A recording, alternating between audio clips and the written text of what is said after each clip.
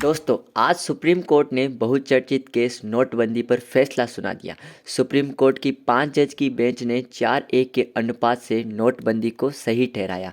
इस केस को पूरी भारतीय जनता बेसब्री से इंतजार कर रही थी। वहीं कल ट्विटर पर भी यह केस ट्रेंड कर रहा था।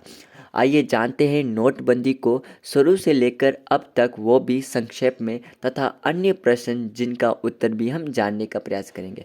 Hello everybody, welcome to Protouch. Hope you are very well. Please subscribe Protouch for more informative videos. हमेशा की तरह हम इस वीडियो को भी कुछ स्टेप्स में बांट देते हैं। पहला step, supreme court order analysis. दूसरा, नोटबंदी शुरू से लेकर अब तक। तीसरा स्टेप, अन्य important questions. Let's begin with first part of this video. पहला, सुप्रीम कोर्ट ऑर्डर एनालिसिस। केंद्र सरकार ने नोटबंदी के फैसले को सुप्रीम कोर्ट द्वारा 4-1 के अनुपात द्वारा 5 जजों की बेंच द्वारा मान्यता मिली। नोटबंदी की घोषणा 8 नवंबर 2016 के बाद सुप्रीम कोर्ट ने 58 याचिकाएं दाखिल की गई, जिनका फैसला 2 जनवरी 2023 को सुप्रीम कोर्ट ने दिया। सुप्रीम कोर्ट की 5 जजों की बेंच, जिसमें 4 जज justice S Abdul Nazir, B R Gavai, A S Bopanna, V Ramasubramanian ने नोटबंदी को सही ठहराया और एक जस्टिस न्यायमूर्ति नागारत्ना ने असहमति व्यक्त की। बहुत बहुमत का फैसला था कि 500 और 100 के नोटों को प्रतिबंधित करने की अधिसूचना वैध थी। सरकार को सभी नोटों को प्रतिबंधित करने का अधिकार है। इस आधार पर यह नहीं कहा जा सकता कि सरकार को reserve bank of India RBI की धारा 26 की उपधारा 2 में नोटबंदी की शक्ति नहीं मिली है। नोटबंदी हेतु सरकार व आरबीआई में 6 महीने से संवाद चल रहा था।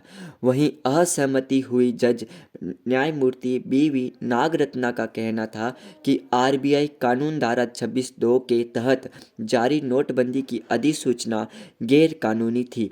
नोटबंदी की प्रक्रिया दूषित थी और इस प्रक्रिया को लागू करने वाला 2016 का अध्यादेश तथा 2017 का कानून भी गैर कानूनी था। इस तरह नोटबंदी को सुप्रीम कोर्ट ने सही ठहराया।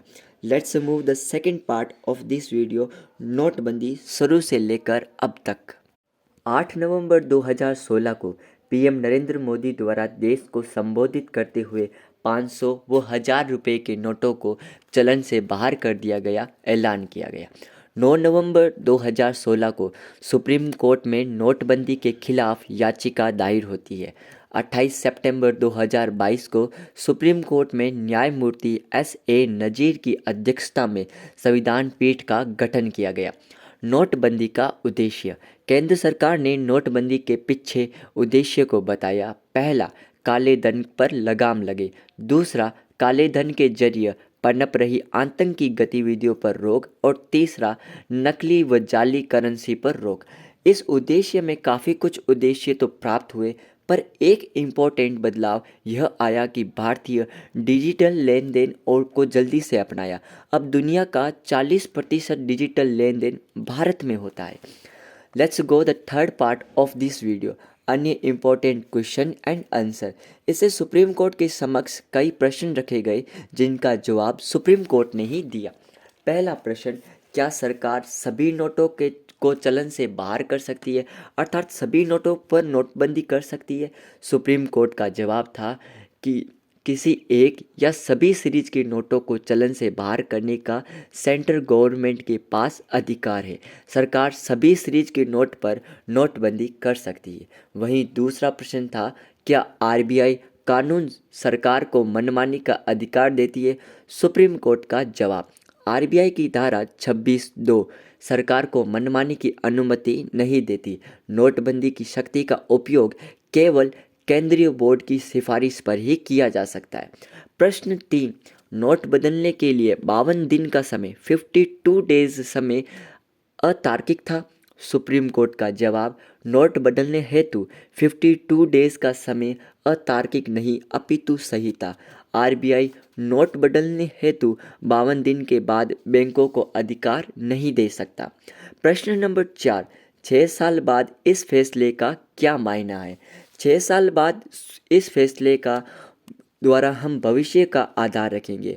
हम भूतकाल में जाकर इसे परिवर्तित तो नहीं कर सकते, परंतु हम भविष्य में इसे आधार बनाकर इसे और बेहतर पॉलिसी बनाने हेतु भविष्य को प्रेरित कर सकते हैं।